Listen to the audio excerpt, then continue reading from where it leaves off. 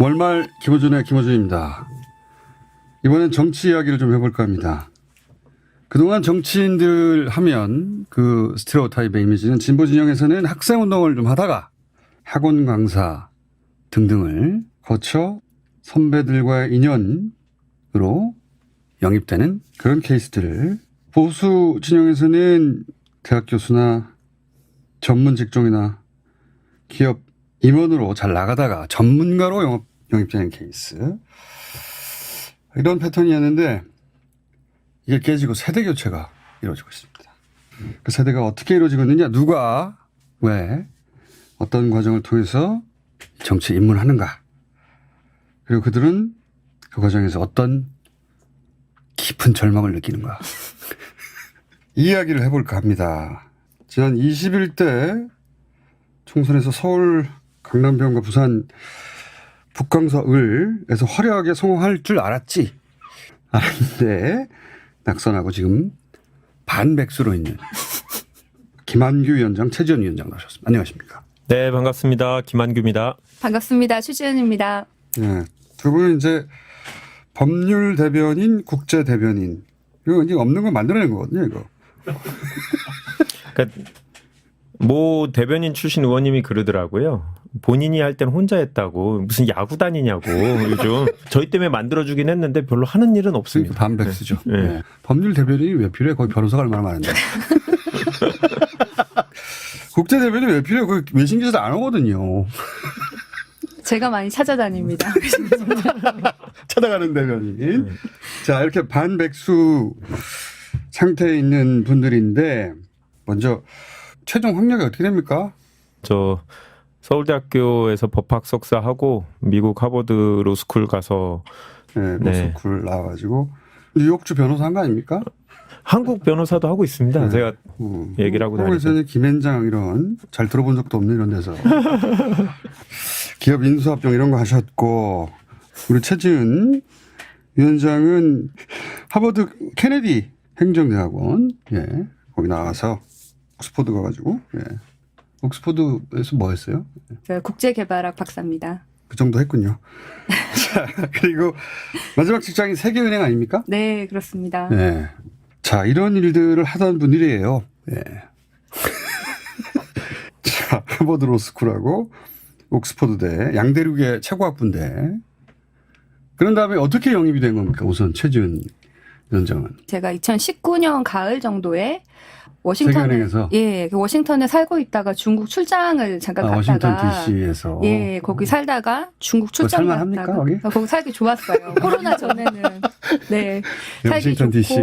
좋고. 수도로 알려진 그곳이죠? 그렇죠. 예. 저희 회사가 백악관 바로 옆에. 아, 회사가 예, 백악관 예. 옆에. 회사가 이름 뭐예요? 세계은행. 아, 예, 예. 그렇지. 그런데 중국에 잠깐 출장 왔다가 한국에 이제 돌아가는 길에 잠깐 부모님 만나러 온 거예요. 예, 네. 며칠 있는데 세계은행에 계시다 나간 분이 밥 먹자 그래서 같이 갔는데 거기에 뭐 민주당 분 몇 분들이 같이 오셨어요. 와, 몰랐구나. 저는 몰랐죠. 그 사람들이 올 줄을. 누군지도 몰랐어요. 지금 생각해보면 굉장히 유명한 분들인데 그때 네. 저는 그분들이 누군지도 모르고. 정치에 전혀 관심이 없었기 때문에. 뭐 한국에 일단 살지를 않았고. 근데 이제 그분들이 저한테 뭐 물어보시는 게, 우리 아들이 지금 영국에 있는데 한국에 오는 게 좋겠습니까? 거기 계속 있는 게 좋겠습니까? 이래서 유학 상담하러 이분들이 오셨어요.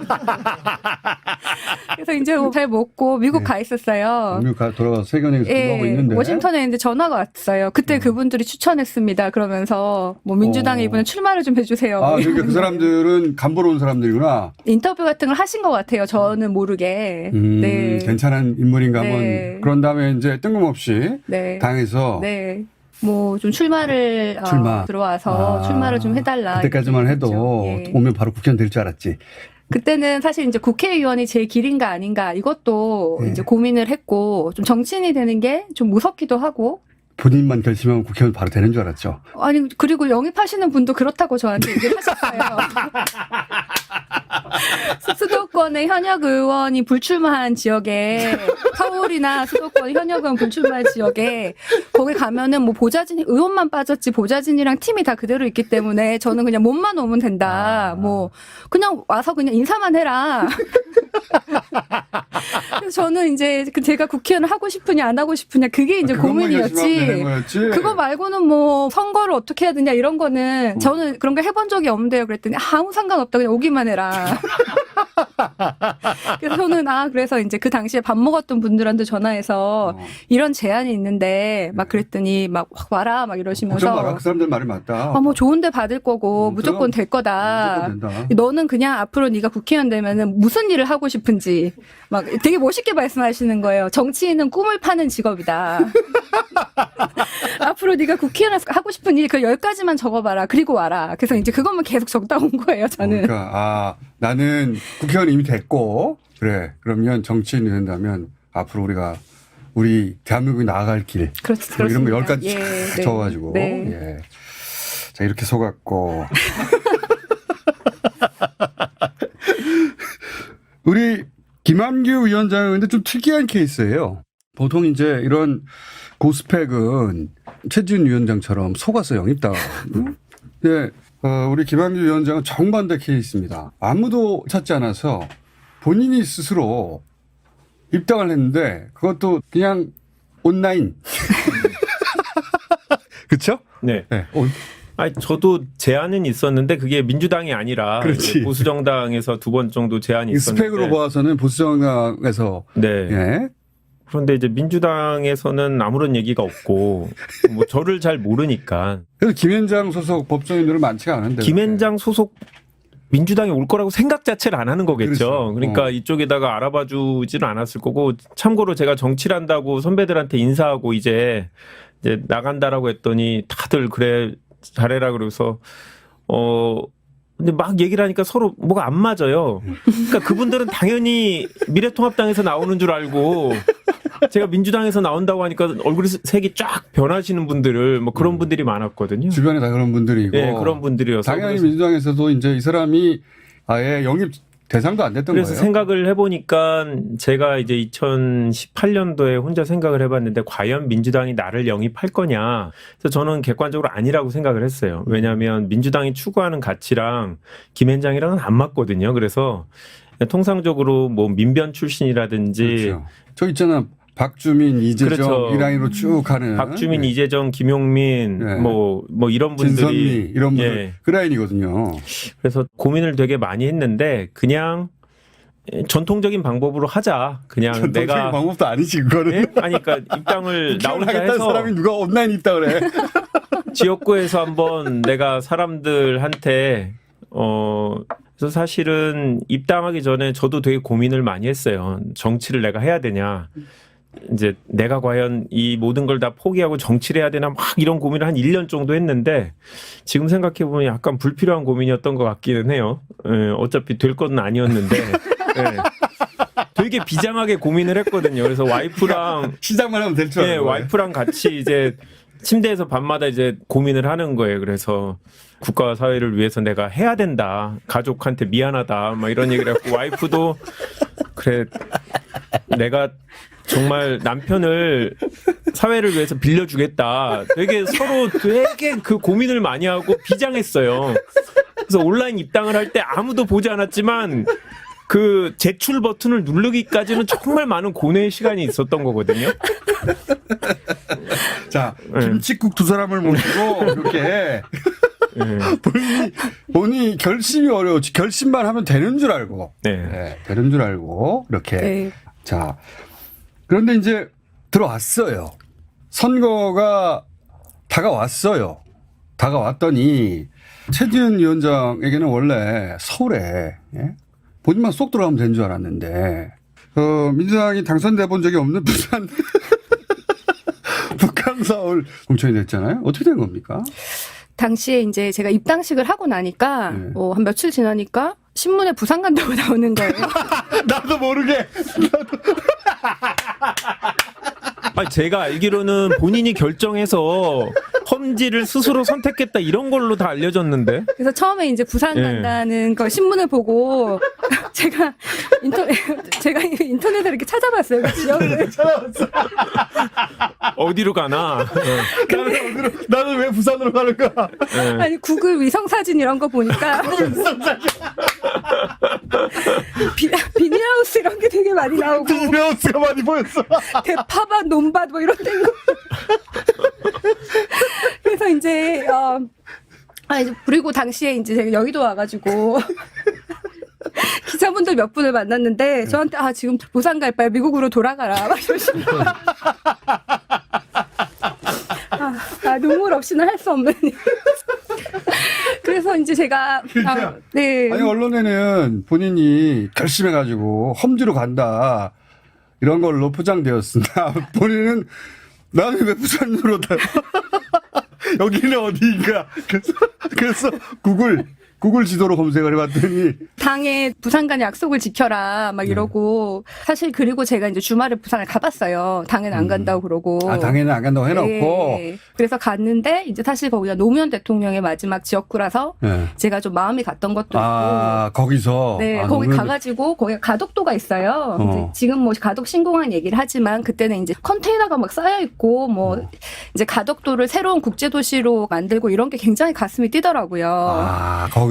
거기서 당했구나. 그래서 제가 사실 약간 마음이 움직였는데 그래도 서울 와서는 그래도 이제 일단 되는 데 가야 되기 때문에 여기는 안 가겠다 이랬는데 이 당에서 좀 가달라고 이렇게 이제 요청을 저한테 현역 의원 지역에 보내겠다라고 영입하신 분이 너 거기 가면 무조건 돼.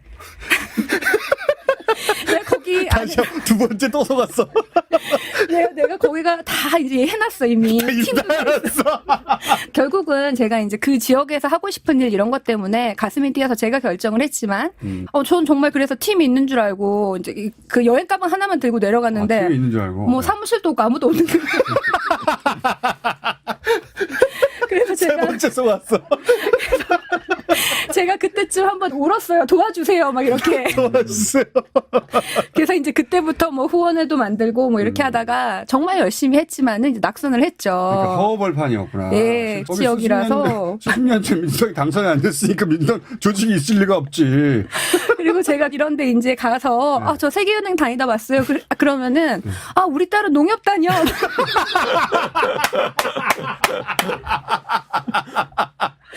그래도 이제 좋은 경험이었고 그 기간에 내가 많이 성장했고 이러면서 진짜 읽을 뻔했다고 생각하거든요. 그 중간에 분위기가. 그래서 이제 제가 낙선을 하고 그 이제 책임지겠다는 분한테 전화를 들으니까 전화를 안 받으세요. 그때부터 지금까지 연락이 안 되지. 연락이 안 되고 있습니다. 지금까지. 제가 아까 다른 분하고 있다가 그분이 그분한테 전화하시더라고 바로 받으시더라고요. 제 전화만 안 받으시는 그러니까 걸로 알고 있습니다. 전화번호는 그대로 유지하고 계신 것 같아요. 세 번 속이고 나서 전화를 어떻게 받아? 그러니까 미안해서 못 받는다는 소문도 있는데 제가 그러니까 서울 강서구에 사시는데 부산 강서구에 나가라 그런 거잖아요. 집이 서울 강서예요. 그러니까 서울 강서로 가야 되는데. 자, 반면에 우리 김한규 위원장은 공천까지가 어려웠어요. 그죠? 네. 공천부터 어려웠어요. 그러니까 사실 저는 후보로 출마하면 될 수 있는 곳에 나가고 싶었어요. 사실 그래서 그런 지역을 준비를 했었고 그 예비 후보로 등록을 하고 뭐 열심히 조기축구회도 다니고 산악회도 가고 뭐 향후회들 다니고 되게 열심히 활동을 했는데 민주당 공천심사위원회에 딱 들어갔는데 첫 번째 질문이 김앤장 출신인데 민주당 당원들이 받아들일 수 있겠냐라는 질문을 딱 받은 순간 충격을 받은 거예요. 그러니까 예상 질문이긴 했어요. 야, 저 같은 사람이 들어오면 혹시 민주당에서 좋아하지 않을까. 새로운 민주당을 보여주는 상징이다라고 생각했는데 현실이 그렇지 않다라는 거에 되게 충격을 받았고 민주당을 위해서 저 사람이 기여한 게 뭐가 있냐. 저 사람이 왜 우리 당 후보가 돼야 되느냐. 21대 총선에서 민주당이 네. 당선 가능성이 높으니까 네. 그렇죠. 그런 거 아니냐. 그렇죠. 저자가 민주당 색깔도 아니면서 그런 의심이 있었던 거지. 그렇죠. 이제 보수가 되게 잘 나갈 때는 입당을 안 하다가 최전성기 때 문재인 대통령 당선되고 나서니까 이제 그럴 때 양지를 찾아온 거 아니냐라는 의구심이 있었던 거죠.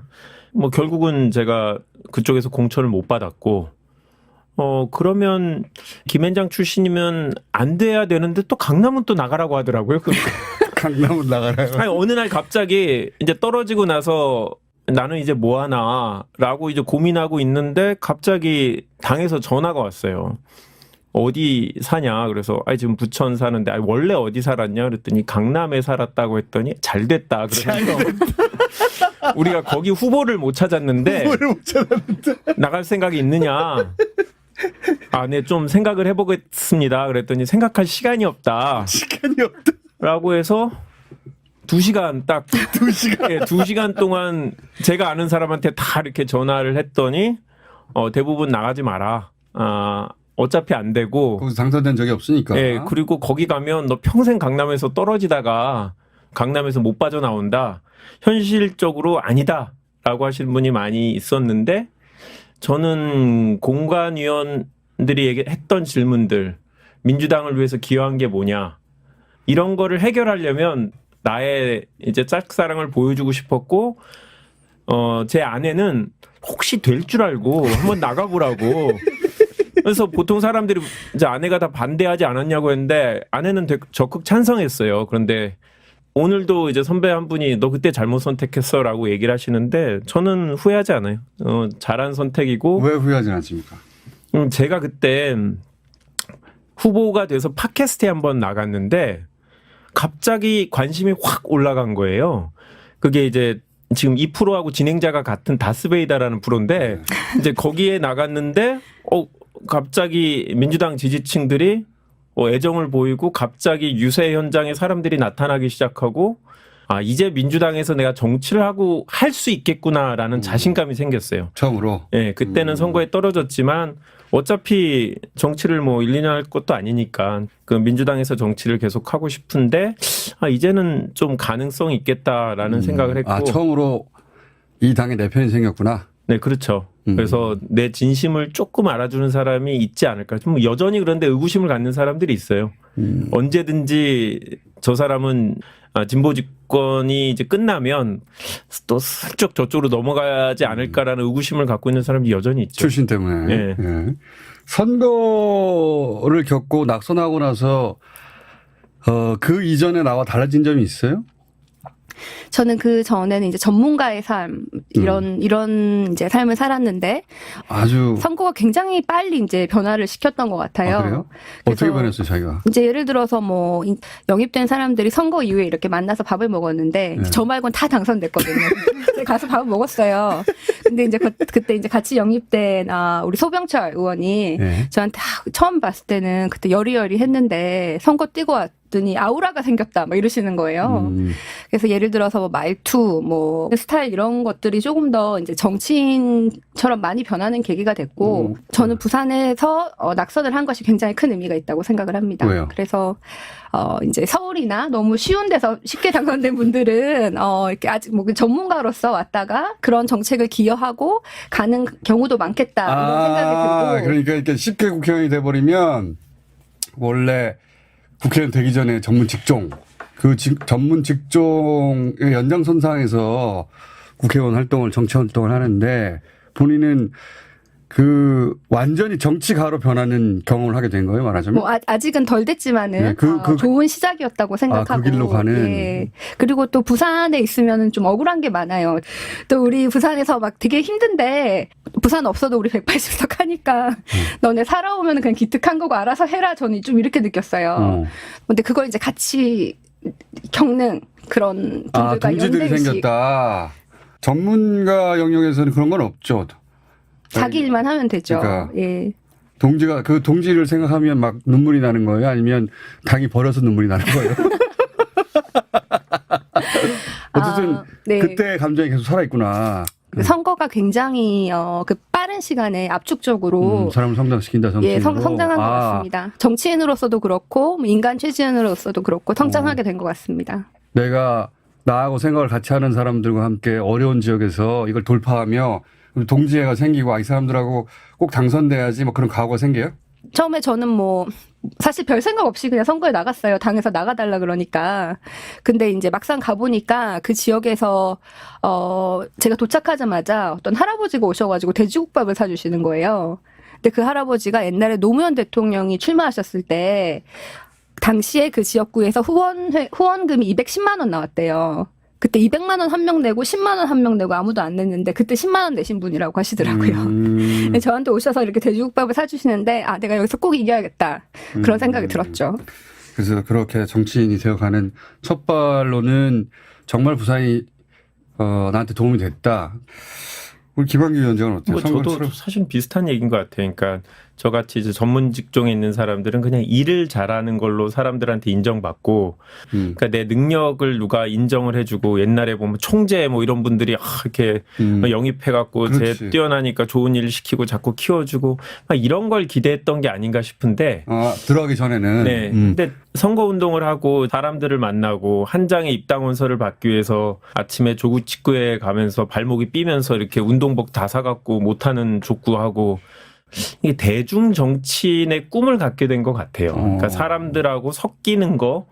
이제까지 내가 소위 말하는 엘리트들하고만 살면서 나도 성격이 좋고 사람들하고 잘 어울린다고 생각했던 건데 그게 이제 착각이었다라는 걸 조금씩 느껴가는 것 같고 그 강남이라는 험지에서도 선거운동할 때 사람들이 정말 열광적으로 정말 도와줬거든요. 그러니까 민주당이 당선되기를 바라는 이 오랫동안 강남에서 이제 지지자로 힘들게 살아온 사람들의 그 아픔과 열정 이런 것들을 조금 저도 느끼면서 그 사랑을 받았을 때 되게 즐거웠고 저런 사랑을 계속 받고 좀 대중 정치인으로 크고 싶다라는 욕구가 생겼죠.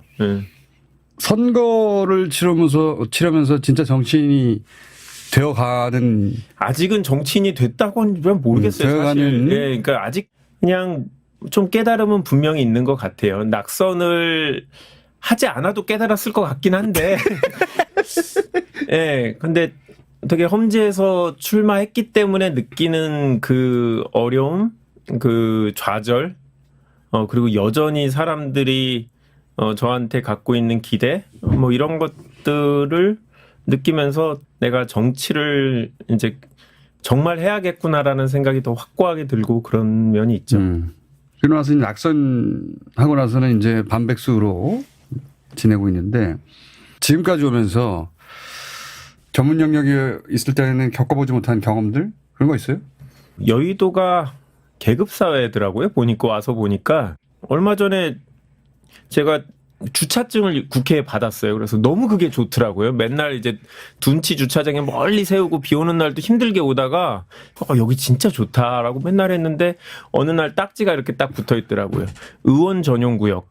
이게 모든 게 여기는 보니까 뭐 출입도 그렇고 뭐 어디 자리 배치도 그렇고 당선되는 사람과 안 되는 사람이 완전히 이제 구분되는 거고 같이 후보로 다스베이다도 나가고 막 그랬던 사람인데 저기는 의원님이라고 이렇게 하고 저는 신분 확인 막 하고 같이 들어가는데 그래서 이게 당선은 돼야겠구나라는 생각이 좀 강하게 좀 들었고 뭐 그런 일들이 매일매일 생기고 있는데요. 한 가지 또 놀라운 거는 의원들이 생각보다 열심히 살고 똑똑하고 우수한 사람들이 많다. 저는 제가 딱 들어가면 티가 확 날 줄 알았는데 전혀 착각이었던 거죠. 네, 전혀 착각이었고. 누굴 보면서 그런 생각을 하는 거예요? 예를 들자면. 박주민 의원도 이렇게 좀 지저분하게 하고 다니고 그래서 이제 사람들이 기억을 해주는 것 같은데 정말 열심히 공부하고 다 만만치 않은 것 같아요. 한 분 한 분이 알려지지 않은 사람들도 만나보면 전문 분야가 있고 소신이 있고 소명이 있고 이런 분들이 되게 많아서 이게 여기서 내가 당선이 되더라도 의미 있는 일을 하고 저를 이제 잘 보여주기 위해서는 정말 노력해야 되는 데구나. 내가 그럴 준비를 할 수 있는 시간을 준 건가라는 생각도 하죠. 생각보다 원래 이제 국회의원의 이미지가 세비나 받아먹고 그냥 그렇죠. 예, 왔다 갔다 하고 시간 때우는 사람 이미지가 있죠. 근데 실제 국회의원들이 보면 하다못해 그 개울가의 전기라도 타고나야지. 동네 개울가의 전기라도 타고나야지. 그러니까. 굉장히 어려워요. 자, 우리 최지은 위원장은요? 저는 좀 어두운 얘기인데요. 어떤 얘기? 제가 이제 국제대변인으로 임명이 된 지 얼마 안 돼서 최고회의 이런 데 막 오라고 하셔가지고 갔어요. 근데, 그때 박원순 시장님께서 갑자기 돌아가신 거예요. 박원순 시장님이 낙선한 사람들한테 한 분 한 분 다 전화를 하셨어요. 그때. 그리고 저한테 서울시로 오라고 하시더라고요. 한번 만나자고. 근데 제가 이제 그 주에 부산에 있고 다음 주에 뵙겠습니다. 그리고 월요일 날 만나기로 했는데 그 한 2, 3일 전에 이렇게 돌아가신 거예요. 그래서 이제 최고회의에 이렇게 갔는데 그때 이제 이해찬 대표님이 거기 있는 시간대는 사람들을 다 데리고 갔어요. 그 쓸쓸한 모습. 그 같이 갔던 분들의.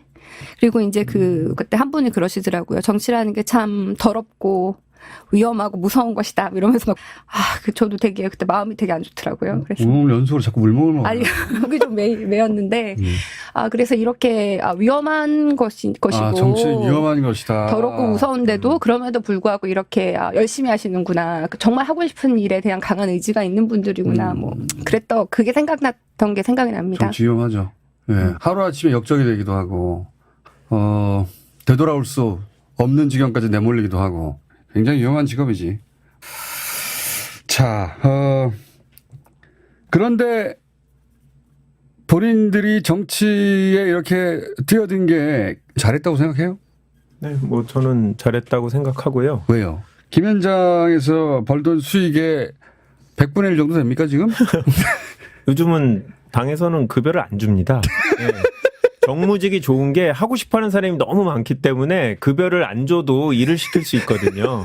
1분의 1도 안 되는구나, 그냥. 네. 제로구나.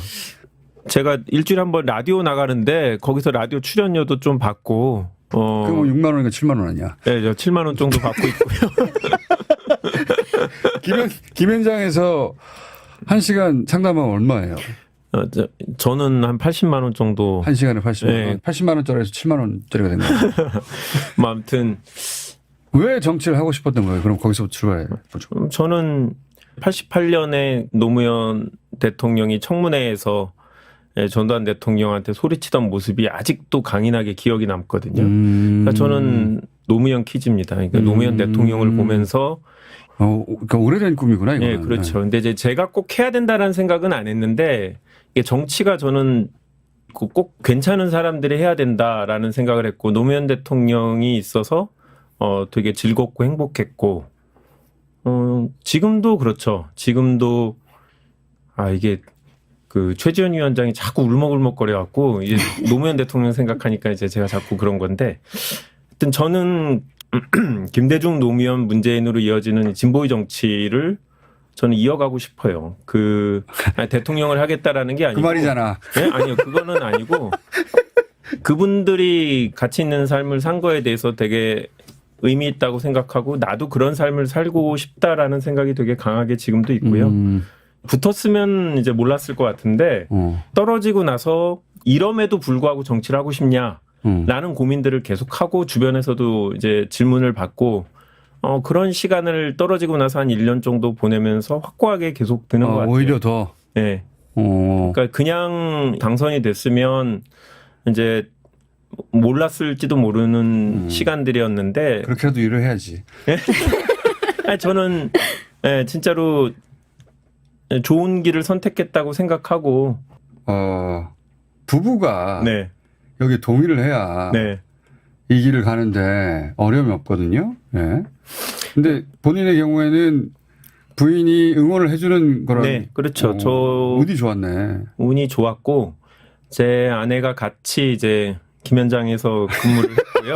네. 생활력이 되는구나. 네, 아니. 그랬다가 제 아내가 대학 교수로 갔어요. 급여가 확 줄어들었죠. 근데 자기는 너무 하고 싶은 거예요. 그러니까 연구라고 이제 학생들을 가르치는 걸 하고 싶다고 해서 갔는데 너무 행복해하는 거예요. 그러니까 수익도 중요했으나, 수익들이 줄긴 했는데. 어느 순간 내가 꼭 하고 싶은 일을 수익 때문에 포기할 수는 없다 하고 갔는데. 그리고 나서 제가 진지하게 저의 삶에 대해서 고민을 한 거예요. 내가 좋은 직장, 법조계에서도 가장 인기 있는 직장에서도 나름 잘 나가는 변호사로 살았는데 이 삶을 계속하는 게 내가 원했던 삶이냐라는 고민을 되게 진지하게 많이 했고 이제 아내를 보면서 사회적 성공과 내가 원하는 삶이 다를 수 있겠다라는 고민을 했고 오랜 고민 끝에 부인이 먼저 그 길을 선택했고 제가 그래갖고 이제 아내한테 나 정치를 하고 싶다. 너도 그렇게 했잖아. 예, 맞습니다. 그 얘기를 딱 했더니 이제 아내가 이제 하라고 했고 제가 아까 처음 말씀드린 둘이 고민을 되게 많이 했다니까.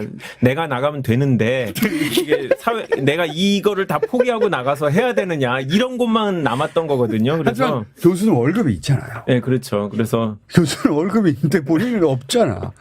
그때는 아니죠. 그때는 국회의원 월급으로 아, 될 거니까. 예, 힘들긴 하겠지만 국회의원 세비로 그걸로도 다른 의원들 다 사니까 어떻게 살지 않을까. 좀 빠듯하겠지만 살자라고 이제 생각을 했던 이게 거고. 수입이 완전히 없는 실질적으로 수입 제로인 이 상황. 제가 사실은 아직 그 로펌에 적을 남겨두고 있는 상태고요. 예. 근데 뭐 거기는 일을 해야 주는 건데 일할 시간이 없어갖고 돈을 못 벌 뿐이지. 그게 무슨 상관 소리야. 언제든지 마음만 먹으면 난 벌 수 있다. 아, 예. 언제든지 맘만 먹으면 벌 수. 내가 안 벌 뿐이다. 예. 정신 승리 아니야. 그렇죠. 나는 이제 내가 선택한 거다. 이제 살고 부인은 있는데. 여전히 불만이 없고. 아니, 최근에 그 얘기 하더라고요. 한 번만 더 떨어져라. 그래서 제가 떨어지는 순간 이제 정치를 고만해야 돼서 방법은 안 떨어지고 계속 이렇게. 아, 나를 예. 좋은데 공천해라. 예? 아니 꼭 뭐 자, 본인은요. 3번 속아가지고 들어왔지만 왜 계속 가야 되겠다고 생각하는 거예요? 생각하게 된 거예요? 제가 오기 전에 그 10가지를 썼잖아요. 10가지. 예. 아, 그렇지. 하나도 한 게 없는데 어. 뭘 하기로 왔으면 뭔가 해놓고 가야지. 사실 세계은행은 이제 제가 거기서 한 일은 빈곤 문제였어요. 빈곤 문제를 본인이 이제 하는 빈곤해진 거 아니야? 경찰서였는데 지금은 이제 뭐 저도 방송도 하고 또 이제 4월 달부터는 서울대 국제대학원에서 겸임 교수로 뭐 강의도 하고 뭐 이렇게 저렇게 이제 아르바이트 하는구나. 알아서 벌어먹고 살고 있습니다. 당에서는 사람들이 당에서 이런 뭐 법률 대변인이나 뭐 이런 거 하면 지구당 위원장하고 그러면 월급이 나오는 줄 알아요. 돈을 쓰면서 하는 오늘 거예요. 자기 돈을 이거는. 써야 돼요. 그러니까 지구당 위원장은 돈이 많이 들어요. 당에서 최소한의 급여는 나오겠지. 아니야. 빵원. 지금 원외위원장들은 지역 사무실을 못 두게 돼 있어요. 법적으로. 이제 그러다 보니까 그래도 지역에서 매번 커피숍에서 회의를 할 수는 없잖아요. 사람을 만날 수가 없고. 그러니까 보통 무슨 연구소에 갖고 사무실을 그렇죠. 내거든요. 강남에 사무실 이 단칸방도 엄청 비싸요. 이 법률 대변인 하면 이제 만나는 사람들 되게 많은데 뭐 그런 것도 계속 사람 만나는 일이니까. 착값도 본인이 내야 되는 거예요. 네. 그리고 제가 또 좋은 직장 출신이기 때문에 누가 저한테 밥 사주거나 그러질 않아요. 네. 누구를 만나도 이렇게 그 이때까지 쌓아뒀던 통장에서 지금 계속 까먹고 있는. 저희 아내가 돈 벌지 않습니까? 네. 아니, 그러니까 도와주겠다고 하면 그런 것까지 도와줘야 되는 거죠. 마음만 도와주는 건 의미가 없지 않습니까? 이게 예. 용돈 받아서 예? 매달 아니, 용돈 뭐 받아가지고. 예. 그게 아니고 그냥 나눠 쓰는 거죠. 용돈을 받는 게 아니고. 나눠 쓰는 예. 본인은 어떻게 해요? 남편도 없는데. 이쪽은 네. 부인하고라도 쇼부를 보지. 저는 뭐 책을 쓰기도 하고 뭐 이것저것 글 쓰기도 하고 뭐 책도 다 쓰고 강의도 하고 뭐 책이 팔려야 돈이 들어오는 거지. 사실은 굉장히 바빠요. 백수가 과로사 한다고 매일 뭐 백수가 아침부터 저녁까지 바쁜데 네. 세금은행 뭐 퇴직금 이런 건 없어요? 사실 세계은행에서 돈을 그래도 많이 받았기 때문에 이제 제가 그때 뭐 이제 저금을 해놓은 것도 있고 저금을 그래서 까먹고 있구나. 아주 뭐 제가 아주 부자는 아니지만 제가 뭐 1, 2년 논다고 뭐 굶어 죽진 않는다 이런 마음으로 버티고 있습니다. 근데 1, 2년이 아니에요. 다음 달까지. 3년 남았어. 3년도 더 남았어. 3년 남았어. 3년. 다음에 또 돼야 3년이지. 그러면 두 분 모두 다시 한번 똑같은 지역구에 도전하는 거예요? 승률이 굉장히 낮은 거 아닙니까? 건국 이래 한 번도 된 적이 없는데. 부산, 북강, 서울도 마찬가지. 건국일에 한 번도 된 적이 없습니다. 네. 선배들이 강남에서 열심히 하느라고 고생한다. 힘들지. 라고까지만 얘기를 하세요. 계속 있어라. 결국은 저 아니면 특별히 하겠다는 사람도 없는 상태라서 이제 내년 대선도 있고 지방선거도 있으니까 뭐 잘 지켜야겠다는 생각은 있는데 제가 지난번 총선에서 서울에서 민주당 후보 중에 최저표였거든요.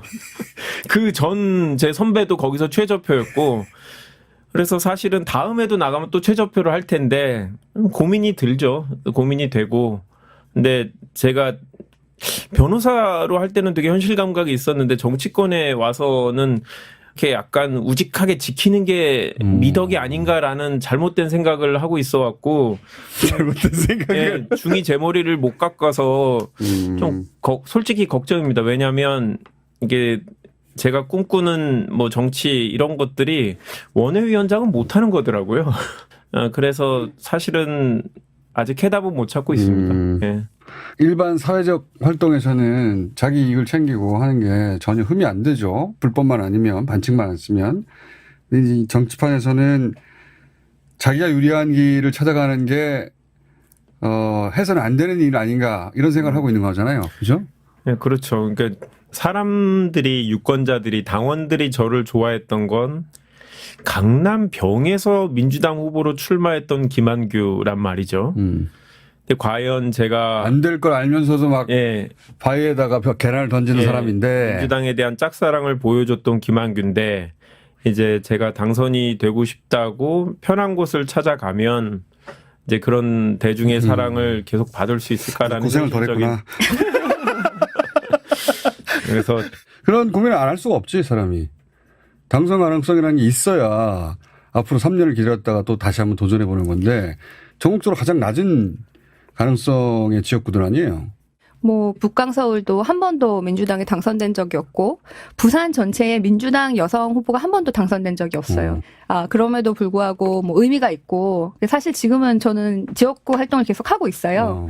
내가 여기서 꼭 한 번은 해보겠다. 노무현이 못한 걸 최지은이 했다. 뭐 이런 환상도 좀 있지만 뭐 의미가 있는 곳이고 또 제가 선거 때 저를 도와주신 분들이 계시잖아요. 근데 제가 그분들을 이제 저버릴 수가 없다. 제가 뭐 떨어졌다고 나오는 것은 아닌 것 같습니다. 최지은 보고 도와줬던 사람들이 있는데 그 사람들 당선 가능성 낮다고 버려 나올 수가 없다. 그런 거네요. 정신 못 차렸구나. 두 사람 다.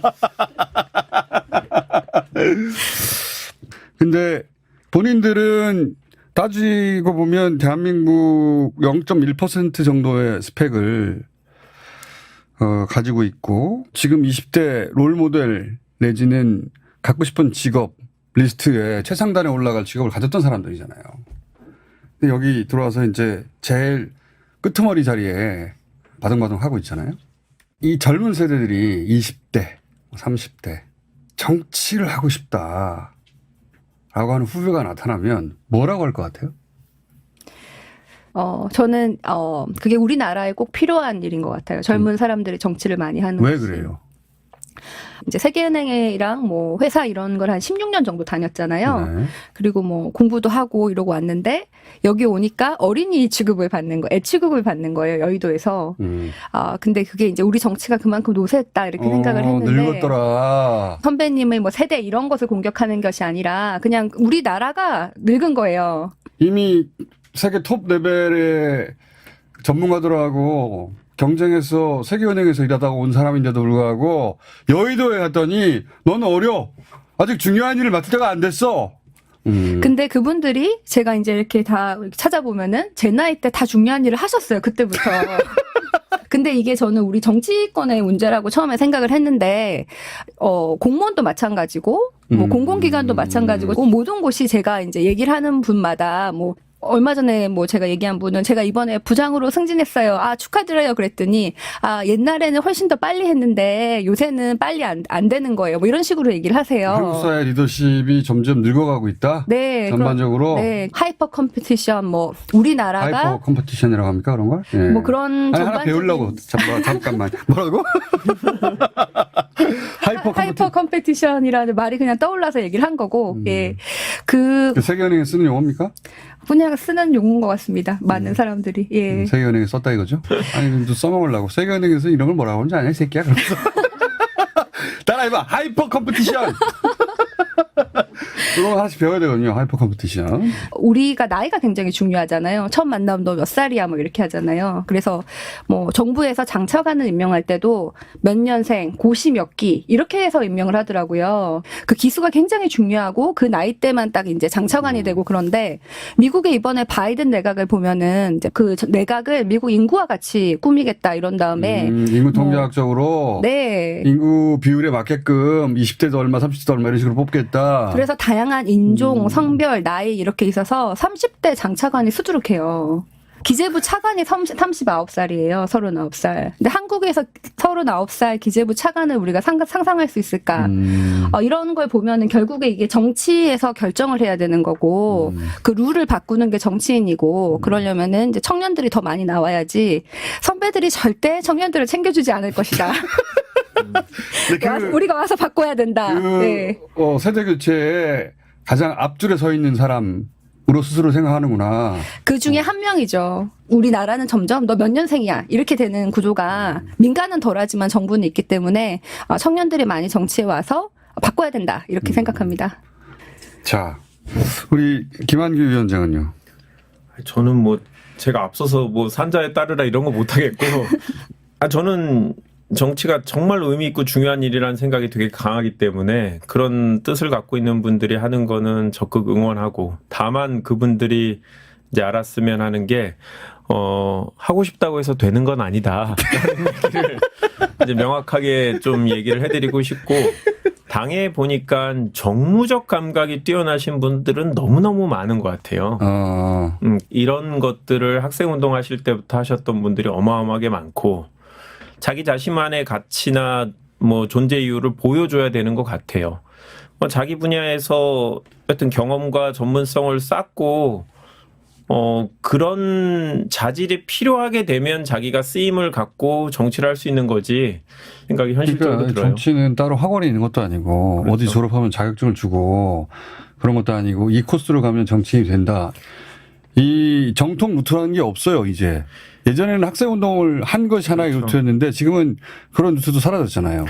최지훈 위원장은 영입인사잖아요. 저는 아니고 보니까 영입인사 되는 게 제일 좋은 길이긴 하더라고요. 보면 영입인사가 되어라. 네, 영입인사 되는 게 제일 좋고 그게 되게 다양한 분야에서 다 가능한 일이고 세상이 바뀌면 이제 직역의 다양성 차원에서 또 정치를 할 수 있는 기회가 주어질 수 있으니까 하여튼 그런 꿈을 갖고 자기 분야에서 열심히 일하는 게 저는 오히려 가능성을 높이는 거라고 생각합니다.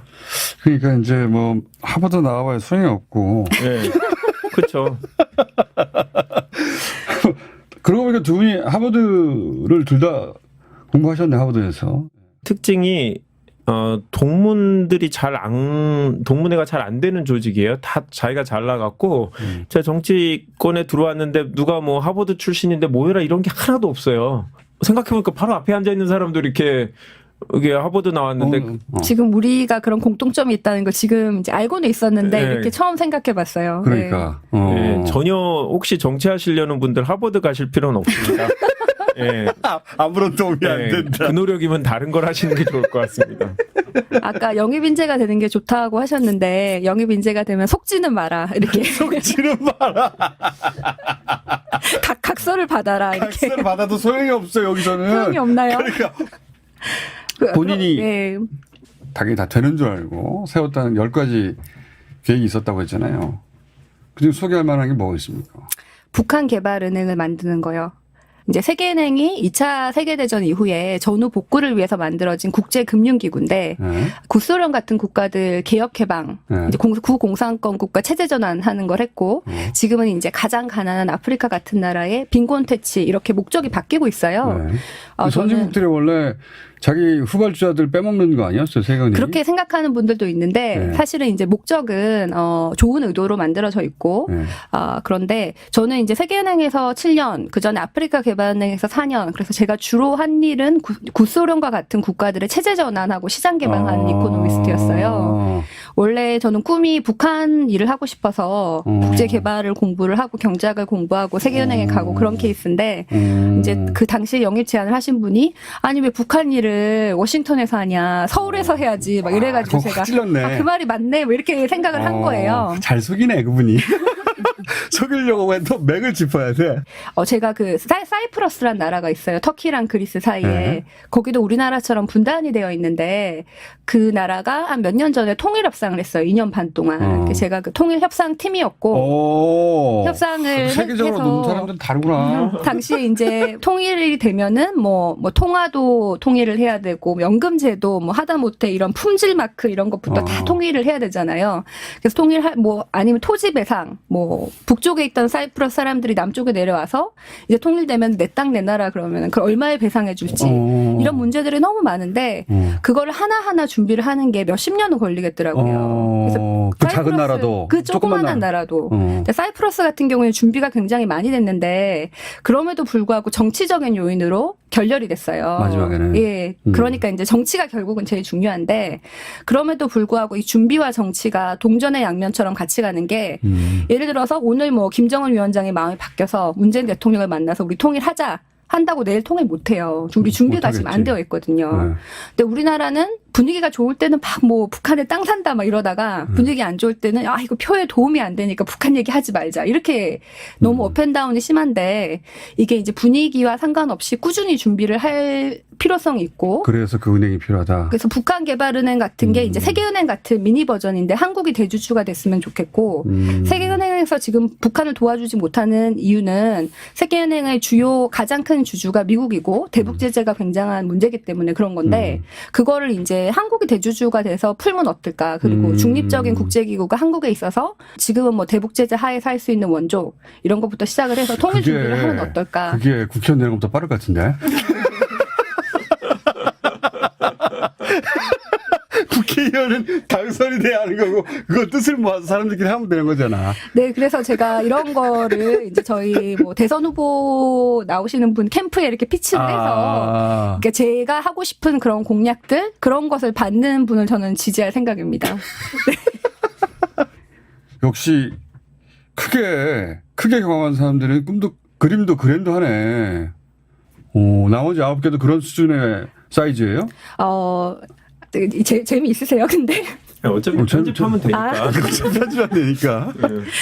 저는 제 박사 논문 주제가 생산성이에요. 근데 이제 생산성 이러면은 보통 기업에서 뭐 이 사람이 한 시간에 2개 만드는 거를 3개 만들게 해가지고 막 생산성을 쥐어짜야 된다 이렇게 생각하는 게 경영학적 접근인데 경제학에서는 사실은 생산성은 똑같은 환경에 있을 때 이 나라가 저 나라보다 더 잘 사는 이유는 생산성이 높다. 그래서 가난한 나라와 부자 나라가 뭐 가장 근본적인 차이는 생산성이다. 이렇게 결론이 많이 나요. 근데 이제 한국의 경우에는 이제 1인당 노동 생산성을 봤을 때 교육 수준이 전 세계에서 가장 높은 편이고 R&D 지출도 전 세계에서 가장 높은 편이에요. 그런데 1인당 노동 생산성은 OECD에서 꼴찌 수준이에요. 아, 그래요? 네. 왜 그렇지? 그러니까 그게 이제 저의 한국 경제에 가지고 있는 저의 이제 근본적인 문제의식이에요. 왜 그럴까? 이게 한국 경제의 퍼즐이라고 저는 부르는데 오늘도 저희 집에 이제 인터넷을 고쳐주러 오신 분이 있는데 굉장히 빨리 고치세요. 근데 제가 이거를 미국에서 한번 고치려면 한 2, 3일이 걸렸고 제가 아프리카에 살 땐 9달이 걸렸어요. 누가 와서 고치고. 9달이 걸렸어요. 이렇게 봤을 때는 한국의 1인당 노동 생산성이 굉장히 높아요. 그러니까. 근데 수치상은 낮은 거예요. 왜 근데 저는 그렇지? 이제 몇 가지 구조적인 문제가 있는데 하나는 개개인의 노동자의 생산성이 낮은 게 아니라 뭐 자본이라든지 노동 환경이라든지 이런 문제가 있고 개인의 경쟁력이 낮은 게 아니다. 그다음에 또 기득권의 생산성이 너무 카르텔이 심해가지고 위에서 낮은 거예요. 그러니까 밑에가 낮은 게 아니고 네. 위에서 낮은 거다. 개개인은 다 높은데 가장 탑에 있는 분들의 예를 들어서 장차관도 평생 공무원을 하다가 마지막에 이제 퇴직하기 전에 지금은 장차관이 되는 그런 구조잖아요. 근데 그분이 항상 누가 시키는 거를 실행하는 업무를 했지 결정하는 역할을 안 했는데 어떻게 뭐 새로운 비전을 제시하고 뭐 자기 철학을 바탕으로 혁신을 하겠어요. 근데 우리나라 사회 구조가 위에는 그렇게 철밥통식이고 사람들은 들어갈 수 없고 이런 것도 한 가지 문제인 거예요. 그래서 기득권의 경쟁력이 낮고 그다음에 밑에 같은 경우에는 일하는 시간이 너무 높고 오히려 임금이 너무 작고 동시에 너무 과대 경쟁에 몰려져 있어요. 그러니까 개인들의 경쟁력이 낮은 게 아니라 주어진 환경이 열악하다. 주어진 환경이 열악하고 위에 윗대가리들이 부족하다. 올라갈수록 생산성이 떨어져서 결국은 조직 전체 생산성을 떨어뜨리는 것이지. 그러면 하나하나의 경쟁력이 온전히 잘 드러나도록 만드는 구조를 만들면 되겠네. 구조가 변해야 되고 구조가 변해야 이렇게 된다. 젊은 사람들도 위로 올라갈 수 있도록 해줘야 되고 뭐 동시에 이제 또 우리나라의 그 생산성이 가장 낮은 집단이 소상공인도 그 중에 하나인데 서비스업, 뭐 치킨집 뭐 이런 경우에는 우리나라의 사회 안전망이 너무 없어서 이분들이 내몰리는 거예요. 이 일이 좋아서가 아니고 다른 일이 없기 때문에 창업을 하시는 경우가 많아요. 근데 그런 데가 너무 과대 경쟁에 시달리고 그러니까 가격은 낮고 더 생산성이 낮아지는 그런 구조의 문제가 있기 때문에 이렇게 몇 가지로 해서 결국 제가 보는 거는 우리나라의 생산성인데 그걸 어떻게 고칠 것인가에 대해서 정책은 이제 분야마다 다르죠. 그런 정책을 펼 수 있는 세대 교체가 이루어져야 된다. 그렇습니다. 내가 당선돼야 된다. 역시 듣고 있던 김한규 위원장은 나는 뭘 하나. 나는 기업 M&A를 주로 했었는데. 뭐 어디 다른 나라 하나 사고 팔고 뭐 좋은 싼 나라 하나 사올까요? 뭐 이런. 원대한 거 뭐 해줘야 되는데. 아이고 뭐 저는 그런 원대한 꿈은 없고요.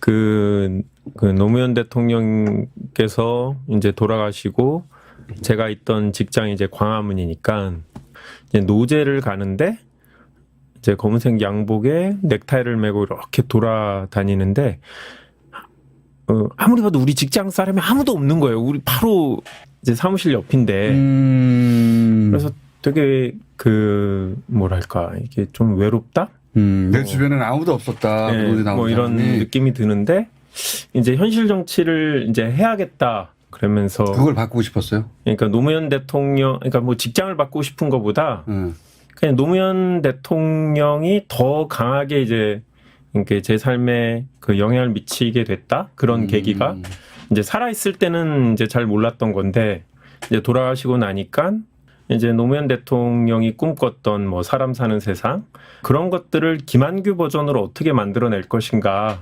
그런 꿈이 있거든요. 그러니까 제가 나름 사회에서 이제 좋은 직장을 다니면서 여유 있는 삶을 살면서 되게 마음이 불편했어요. 계속.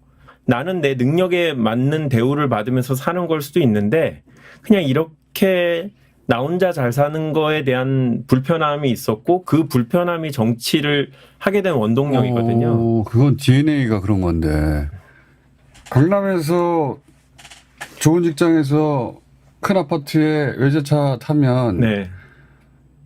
그걸로 행복해지고 만족스러운 사람들도 있잖아요. 아, 그렇죠. 이제 네. 그게 사실은 인간의 본성이고 그거를 근데 본인은 어느 지점에서는 그게 불편해지기 시작한 거 아니야? 아니 저도 좋은 아파트 살고 좋은 동네 살고 좋은 차 달면 좋죠. 이제 좋은데 그거를 부인하는 게 아니라 차라리 일부러 가난해지겠다는 게 아니라 이게 뭐 이런 얘기하면 사람들이 네가 많이 기부하면 되지 않냐라고 얘기를 하는데 그걸로 해결되지 않는 저 같은 사람이 있을 것 같아요. 내가 조금 더 나누고 내가 세금을 더 내는 한이 있더라도 조금이라도 사회적 격차가 줄어들고 불평등이 해소되면 나도 행복해지는 내가 잘 사는 것 자체가 부끄럽지 않고 떳떳하고 이런 생각을 갖고 있는 분들이 저는 꽤 있다고 생각해요. 저 같은 사람들이. 근데 방법을 못 찾는 것이다. 예, 어떻게 보면 이제 뭐 계급 배반 투표, 계층 배반 투표일 수도 있는데 강남에 사는 민주당 지지자들이 그런 것 같아요. 한 분 한 분이 나름 다 사회적으로 성공하고 경제적으로도 여유가 있음에도 불구하고 이분들이 자꾸 사회적으로 배분에 더 힘써야 되고 복지국가를 만들어야 되고 이런 관심을 갖는 분들이 저는 꽤 많다고 생각하고 그걸 이번 선거에서 느꼈어요? 저는 느꼈어요. 예를 강남에 들어서 외제차 타고 가다가 그렇죠. 제가 선거 때 벤츠 S클래스들이 한 번 제가 방송에서 얘기를 했더니 계속 S클래스들이 창문 열고 나 지지해요 뭐 이런 분들이 많았어요. 지나가다가 네, 그래서 근데 E클래스 타시는 분들 폄하하려는 건 아닌데 그때 한 번 S클래스를 얘기하니까 다른 차들이 이제 쉽게 그 창문을 못 내리는 거예요. 제가 포르쉐들을 좀 열더라고요. 그래서 포르쉐 타고 가다가 네. 김한규 위원장 보고 민주당 다스베이더 들었어요라는 사람이 되게 많았어요. 자기가 잘 살고 강남에서 누구한테도 뒤지지 않는 직장과 직업을 갖고 있지만 내가 민주당을 지지하고 있고 나 같은 환경에 네가 출마한 걸 난 지지한다. 그러니까 수평적인 거죠. 대등한 일종의 관계고. 커밍아웃을 하는 거네. 그렇죠. 김한규를 통해서. 그래서 저는 유세할 때도 강남인데 나름 되게 대규모 집회를 할 수 있었던 게 그런 응원한 게 사람들이. 아닌데 그런 사람들이 와서 나도 뭐 어떤 직장에 내가 뭐고 막 이런 얘기를 막 그렇게 자기 스스로 얘기를 하는데 그동안 하지만 난 네 편이야. 그렇죠. 난 갈증이 있었다. 근데 이제 그러니까 너는 혹시 이제 이룰 수 있을 것 같다라는 생각으로 지지를 해주셨는데 떨어지긴 했지만 그분들의 열망은 지금도 되게 강하다고 생각하고 그러니까 본인처럼 생각하는 사람들이 본인만은 아니라는 거잖아요. 지금. 그렇죠. 저는 분명히 많다고. 제가 출마하고 나서도 저희 이제 직장에서도 이제 다른 변호사들이 사실은 나도 민주당 지지자고 그런데 이제 되게 외로웠다.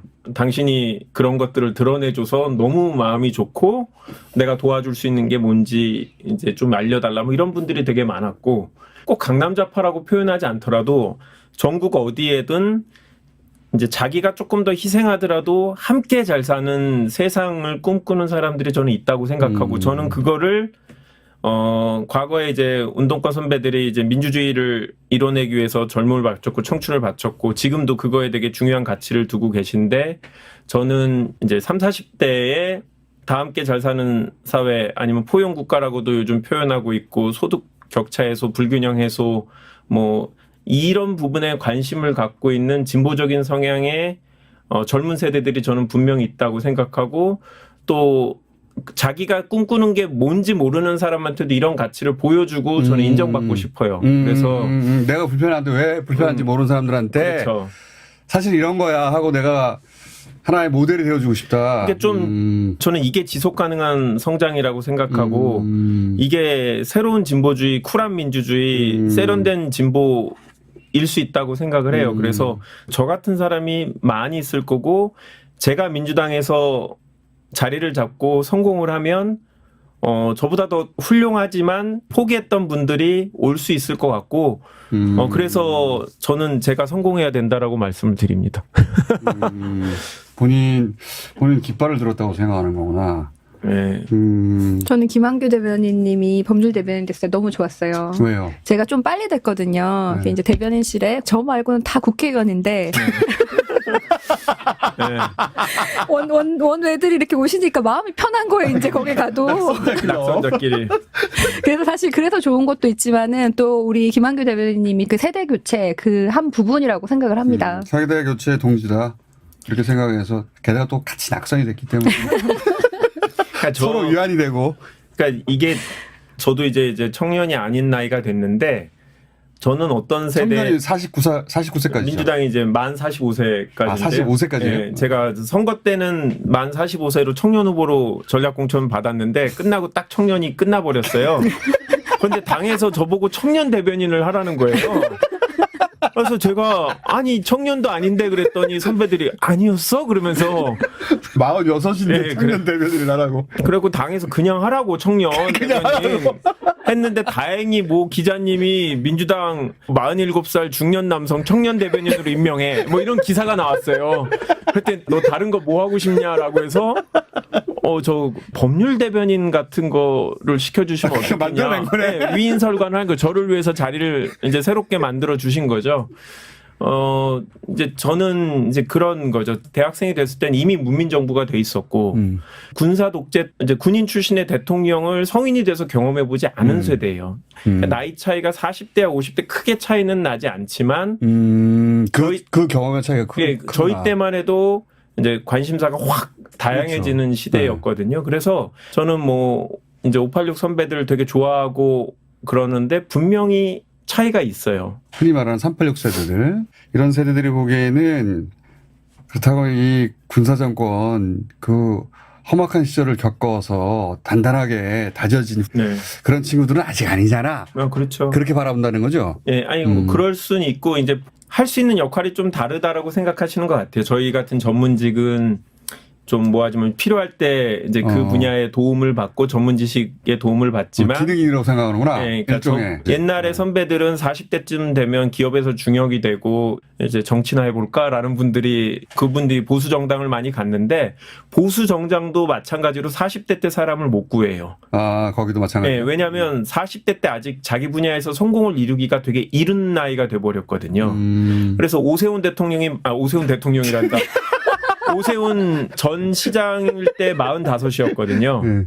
나경원 후보가 10년 전에 후보일 때가 49이었고 만으로 47이었고 아까 초반에 이제 최지은 위원장이 말씀하신 대로 사회가 확 바뀌었어요. 저희 세대들은 일반 직장인들이 40대 중반에 안정적인 성공을 이룬 사람이 거의 없습니다. 네, 그런 세대라서 저는 저 같은 사람이 그래도 당에서 어느 정도 이제 정착을 하면 저희 피어 그룹, 그러니까 이제 동년배들이 50대 때 내가 정치를 해볼 수 있겠구나 하는 사람들이 나올 수 있을 거다라는 생각이죠. 그게 본인의 역할이 아닐까? 이런 생각을 점점 하게 된다는 거네요. 네, 저는 뭐 그런 역할을 하고 싶고, 그래서 당에서 사실 와서 초반에 내가 뭘 할 수 있을까 좀 고민을 많이 했어요. 왜냐하면 말씀하신 대로 변호사도 되게 많은데 법률 대변인으로 실제로 최근에 21대 국회에 대해서 제가 국회의원은 아니지만 로펌 출신의 기업 법무를 담당하고 그랬던 것들이 쓸모가 또 있더라고요. 그래서 좀 다양한 직역의 사람들이 오는데 도움이 됐으면 좋겠다라는 생각입니다. 두 분 모두 이제 세대 교체 기수가 되고 싶은 게 많네. 말하자면. 저는 대한민국을 좀 확 좀 바꿨으면 좋겠어요. 이제 당선되고. 부산부터 시작해가지고 좀 확 좀 바꿨으면.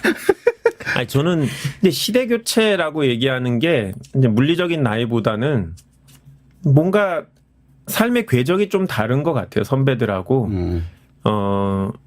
선배들이 이제 운동하시던 분들이 저같이 법조인들에 대해서 좀 부정적인 생각을 가지시는 게 본인들이 운동할 때 고시공부했다라는 건데 그게 저희들한테는 안 통하는 세대거든요. 그렇지. 왜냐하면 저희 때는 없었으니까 이미. 운동하던 사람들이 거의 없었기 때문에 저 같은 세대들도 들어와야 민주당의 이미지가 바뀔 수 있는 계기가 되지 않을까라고 혼자 의미 부여를 하는 거죠. 예. 왜냐면 당선이 안 되니까 시간이 많아요. 고민을 이것저것 해봐요. 예. 그래서 3년 후에 선거 나가서 뭐라고 얘기할까 미리 준비를 하고 있습니다. 너무 많아 시간이 그냥. 당선되면 뭘 네. 하고 싶어요? 전 이번에 이탄희 의원이 판사 탄핵하는 것처럼 이렇게 한 명의 초선도 일을 이뤄낼 수 있다라고 생각을 하고 한 명이 중요한 게 이탄희 의원이 그 초파를 뒤진 케이스인 건 맞죠? 그런 걸 하고 싶은 거죠? 네, 뭐 저는 국한개발은행도 그렇고 우리나라 정치가 정책 역량이 별로 없는 것 같아요. 도대체 이 정책은 누가 만드나 이게 저한테 굉장히 큰 퍼즐이었어요. 세계은행 같은 사람 눈에 차겠나? 저도 뭐 간단히 말씀을 드리면 저는 누가 국회의원이 되든 당이 하나의 색깔로 돌아갈 수 있게 만들고 싶어요. 비슷한 얘기인데. 당대표가 되겠다는 거네. 아니 뭐 그 당의 자산이라는 건 사람밖에 없더라고요. 그러니까 사람이 바뀌면 당이 완전히 색깔이 바뀌어요. 근데 기업들은 이런 거거든요. 그러니까 구성원이 누가 있건 지식이나 정보들을 다 취합하고 사람보다는 어떤 정보나 지식 이런 것들이 중심이 돼야 되는데 이제 민주당에 와보니까 스타 플레이어들이 있고 그분들이 어떤 생각을 하고 어떤 정치를 했는지가 그분들이 퇴임을 하게 되면 그냥 그거는 없어지는 거더라고요. 그런데 저는 22대 국회 때 어떤 정치인이 새롭게 들어오더라도 민주당이 추구하는 기본적인 가치와 정책들은 계속 당에 남아있고 이거는 그냥 새로운 사람이 이거를 계속 밀고 나가서 우리 당의 가치를 구현해내고 이거를 위해서 정권 선거에서 이기고 이렇게 돼야 된다고 생각해요. 저 개인적으로는 기업 이제 변호사로 20년 차고 기업들한테 유리한 법률들을 참 많이 아는 것 같아요. 그래 노하우죠. 그래 먹고 살 수 있었으니까. 근데 부당하고 불합리한 법률도 되게 많은데 사람들은 잘 모르는 것 같아요. 그러니까 그게 어떻게 만들어졌는지 모르겠는데 이런 되게 특정 기업 내지는 기업 자체한테 유리한 법률들이 있는데 그런 것들을 이제 하나하나 찾아서 공론화하고 사람들을 설득시켜갖고 합리적이고 이제 뭐 누구나 수긍할 수 있는 법을 만드는데 이제 일익을 담당하고 싶다는 생각이 드는데요. 이 말을 하는 바람에 네. 대부분 그런 법들은 대기업들한테 유리한 법들이거든요. 어렵게 만들었어요, 그 사람들이. 이 김한규 절대 당선 못 되도록 대기업에서 저차가 국회의원 되면 우리가 어렵게 조용조용히 만들어 놓은 그 특정 문구 하나를 전문가 아니야. 김한규 위원장이 찾아내가지고 뒤집을 거 그런 가능성이 있기 때문에 삼성에서 절대 맞겠네. 아, 지금 말하고 났더니 이거는 조용히 했어야 되는 건데 라는 생각이 드는데 그러니까 제가 갖고 있는 전문성이라는 건 다른 이제 법조인 출신 국회의원들하고 다른 거고 완전히 다른 거네요. 예, 그런 경험들이 있고 그게 마틴 루터 킹이 했던 얘기 중에 히틀러가 했던 모든 것들은 당시에 합법적인 것이다 라는 얘기가 있거든요. 법을 새롭게 만드는 것도 중요하지만 잘못 만들어진 법들이 분명히 저는 있다고 생각하거든요. 아니 이제 요즘 과거의 재벌들은 자신들이 법을 어기고 빠져나가려고 노력했던 것이고 요즘은 자기들이 빠져나갈 필요가 없도록 법을 자기들한테 맞춰서 만들어내는 시대인데 그건 우리는 모르지 일반인들은 조용조용히 이루어지는 거니까. 근데 이제 그런 영역에서 일을 하다 보니 이 법은 특별히 이 기업 몇몇만을 위해서 만들어진 조항인데 굉장히 부당하구나라는 걸 안다는 거 아니에요 본인은? 그러니까 이게 안다는 거 알리지 말았어야 해 지금. 하여튼 미국은 합법적인 로비스트가 있잖아요. 아시다시피 한국은 없어요. 그러면 그걸 어떻게 구현해낼까요? 예전에 하여튼 모 대기업이 기자 신분증으로 국회를 많이 왔다 갔다 해갖고 문제됐던 것처럼 삼성. 사실은 대한민국 사회에서 그런 로비를 로펌들이 하게 돼 있어요. 이런 것들을 우리나라에서는 이제 로비스트가 안 되기 때문에 대형 로펌들이 이제 그런 팀들이 있는데 그래서 이제 국회의원들에게 사실 이건 이렇게 꼭 필요한 법이다라고 그 사람들을 설득하는 논리를 개발하는 거 아니에요? 네, 그렇죠. 그러니까 그게 이제 뭐 재벌 오너의 개인적인 이익하고 회사 이익하고 상충하는 경우들을 많이 봤어요. 이재용. 아니 꼭 이재용만이 아니라 이제 국내 기업들은 되게 대기업들이 많으니까 특히 이재용. 이게 방송에 나온 제 동생이 삼성 다녀요. 큰일 나요. 저는 국회의원이 되면 그러니까 세세하게는 드릴 말씀들이 이제 없지만 정말 할 수 있는 게 많은 것 같아요. 할 수 있는 것들이. 네. 유세 내용인데 이거. 네. 나는 왜 꼭 국회의원이 되어야 하는가. 네. 저도 한 가지 더 하고 싶은 이거 듣는다고 사람들이 뽑아주진 않아요. 우리. 그리고 3년도로 다 잊어버려. 그러니까. 알겠습니다. 네. 아니, 말씀하신 걸 들으면서 저도 생각을 했는데, 국회의원이 되면 우리가 룰을 다시 쓰는 거에 대해서도 고민을 해야 될 것 같아요. 제가 2019년에 이제 세계은행 보고서로 이제 연구를 한 게 있는데, 디지털 기술이 나온 다음에 보통 양극화가 더 심해졌다고 생각을 하는데, 4차 산업혁명 이후에 선진국에선 양극화가 심해졌는데 저소득 국가에선 양극화가 오히려 줄었어요. 아프리카의 어부들이 시장 가격을 몰랐는데 이제 문자 메시지로 할 수 있고 은행이 없었던 곳에서 이제 모바일 뱅킹을 할 수 있고 이렇게 가장 가난한 사람들한테 그 기술이 도움이 되니까 오히려 양극화가 줄었거든요. 그래서 이게 기술이 양극화를 심화시키는 게 아니고 그 기술이 누구를 위해서 쓰였느냐 이건데 그러니까 이제 이런 디지털 기술이 소외계층이 돈을 만드는 데 쓰이도록 하면 양극화는 줄거든요. 그것도 모르던 거네. 그런가요? 공부를 많이 해야 돼. 지금 하버드, 옥스퍼드 출신들의 정치 입문기거든요, 지금. 아직 입문은 못했고. 네, 도전기. 도전기. 지금으로부터 3년 더 이어질 최소한. 도전기. 그러니까 최소한 자만 안 붙었어도 견딜만 한데. 무슨 생각으로 도전을 했는지, 왜 계속 하고 있는지 들어보려고 한 거예요. 근데 두 분의 결론은 계속 가겠다는 거 아니에요. 한 번은 더 해보겠다는 거예요, 최소한. 이제 아내가 한 번만 더 하라고 했지만 그때 가면 내가 한 게 지금 몇 년째인데 아깝지 않냐라고 선배들이 이러면서 몇 번 할 수 있다고 하더라고요. 근데 두 분 얘기하는 걸 들어봤더니 내가 이 길에 들어선 길을 잘했다고 생각하시는 것 같아? 좀 더 알고 왔으면은 좋았기 너무 모르고 왔다. 알고 왔으면 안 왔지. 알았으면 못 왔을 거야. 안 온 게 아니고. 못 왔을 거야. 좀 너무 몰랐다. 이런 생각은 사실 들어요. 그럼에도 불구하고 당했다는 생각은 들죠. 남영희 위원장님이 뭐 자기가 전 보러 가는데 좀 따라가 달라 그래서 갔더니 그 전 보는 분이 저를 보고 최근에 크게 사기당한 적 있어요. 그 남영희 위원장이 맞다고 막 그런 적은 있었는데, 그럼에도 불구하고 저는 이제 세계은행도 원래 공공을 위해서 이제 빈곤 문제를 해결하기 위해서 일했던 것이고, 내가 그 10가지 써놓은 것 중에 한 반은 해야겠다. 그때까지는 뭐 나중에 갈 때 가더라도 그러고 가야겠다. 그런 생각이 있습니다. 저는 정치를 이제 하겠다고 뛰어들어서 지금 이 자리에 있는 게 되게 자랑스러워요. 내가 소중하고 가치 있고 의미 있다고 생각하는 일을 한다라는 것 때문에 그냥 유쾌하고 즐겁게 정치를 하고 싶어요. 그래서 이제 혹시라도 저처럼 이제 정치를 꿈꾸는 분들이 있다고 하면 이거 자체가 가치 있는 일이면 뭐 하면 되는 거죠, 뭐. 네. 자, 뭐 지금은 낙선 1년 차에 불과하니까. 네. 1년 있다가, 정확히 1년 있다가 두 분을 다시 한번 모셔보겠습니다. 똑같은 생각을 하고 있는지. 그리고 다시 또 1년 있다가.